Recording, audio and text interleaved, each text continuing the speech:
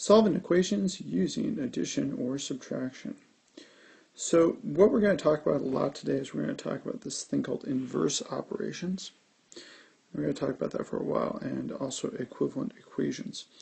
Because basically, inverse operations is how you solve things. Even if you don't realize you're doing it in your head, you are probably doing it. So let's look at this example here, or at least the example we'll get to in a minute, in example 3. One method for weighing a horse is to put it on a trailer of known weight and weigh the horse and the trailer together on a truck scale. As you see in example 3, the horse's weight can be found by using an inverse operation to solve an equation. So inverse operations are operations that do the opposite. So for example, if you have 5 plus 2, the inverse operation is going to be minus 2. If you have 6 minus 5, the inverse operation is going to be plus 5. It's just the opposite operation. And how this is important, we're going to get to in terms of equivalent equations. By the way, this method of measurement, it's how I weigh my cats, because cats are not cooperative, and so I have to get on a scale and actually weigh my cats that way, and subtract my weight from the cat's, and to figure out what the cat's weight is. So it is a real life problem. So the subtraction property of equality.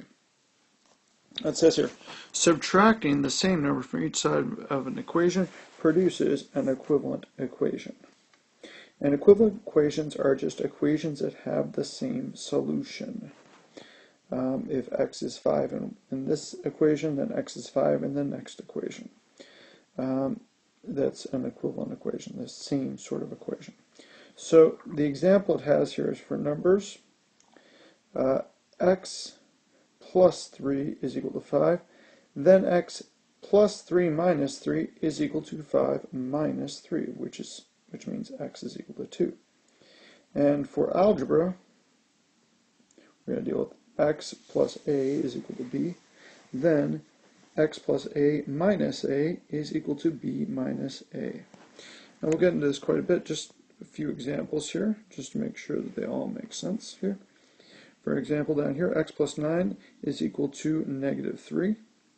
So what we do is we subtract 9 from both sides of the equation, and we end up with x is equal to negative 12. Some people can do this already very quickly in their own heads, but if that's not coming to you right away, then it's easier to set it up and write it out, as I've said before. And some people actually write it out like this: x plus 9 is equal to negative 3. Some people might actually write it out like this. That's how I sometimes write it out. But the idea is still there. X is equal to negative 3 minus 9. So negative 3 minus 9, x is equal to negative 3 plus, well, negative 9. And so we have x is equal to negative 12. That's our answer. So now here, that makes sense. If you plug in the answer, and you can check your answers by plugging in the value right there of negative 12 when you get. Negative 12 plus 9 is equal to negative 3, and so negative 3 is equal to negative 3. It is important to check those answers. So there is also an addition property. Just as you can subtract and do subtraction, use the subtraction property of equality to solve an equation involving addition, you can do the same thing if you have a subtraction problem using addition. So if the last one made sense, then this one probably will too. If not, then we should work on it a bit more. X minus 3 is equal to negative 5. Then x minus 3 plus 3 is equal to 5, or negative, is equal to 5 plus 3. So then x is just going to be equal to what? It's going to be equal to 8. X minus a is equal to b, then x minus a plus a is equal to b plus a. So therefore, that's just how it works in terms of this. So x is going to be equal to b plus a. Here's an example here. Solve 23 is equal to y minus 11. Well, 23 then is equal to y minus 11. Rewrite the original equation. Add 11 to both sides. And end up with this part here, which is 23 plus 11. That we can do probably in our heads, which is just going to be 34. So now we're getting back to this example of the horses. You weigh a horse using the method described. The weight of the trailer is 2,150 pounds. The combined weight of the horse and trailer is 3,375 pounds. What is the weight of the horse? Well, using that verbal model that we've talked about using a lot, the weight of the horse plus the weight of the trailer is equal to combined weight. Use W for weight. That just seems common sense to me because it's W for weight. And then you just substitute in the values you know. And then, so W is equal to, or W plus 2,150 is equal to 3,375. So you add, you subtract 2,150 from both sides, and you end up with the horse weighs 1,225 pounds. That's a heavy horse. So very quickly here, let's go over these. X plus 8 is equal to 19. Some of these you might be able to get right in your head. I'm guessing that you can. So this, we're just going to subtract 8 from both sides. When we do that, we end up with 19 minus 8, so x is equal to 11. Check your answer, plug it back in, see, check that value there and plug it into the original equation. See if it works. 11 plus 8 is equal to 19. It does. Awesome. So now we got this one here.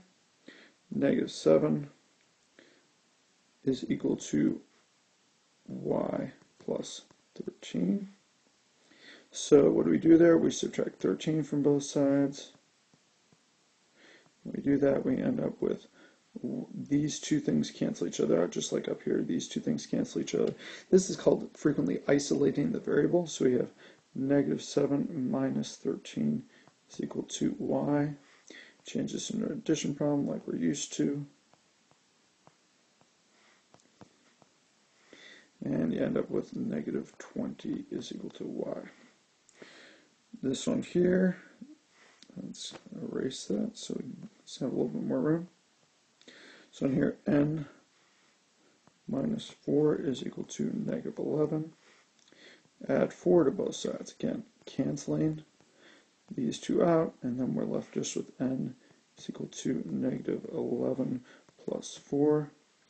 Take the absolute value of both. Well, there's more negatives, so we know that the answer is negative. And then take the absolute value and subtract the one that has the small absolute value from the one that has the large absolute value. And I'll flip negative 7. Last one here, 26 is equal to p minus 61. So we got to add 61 to both sides. And then we end up with p, this cancels out. Over here we just end up with 26 plus 61, so that's going to be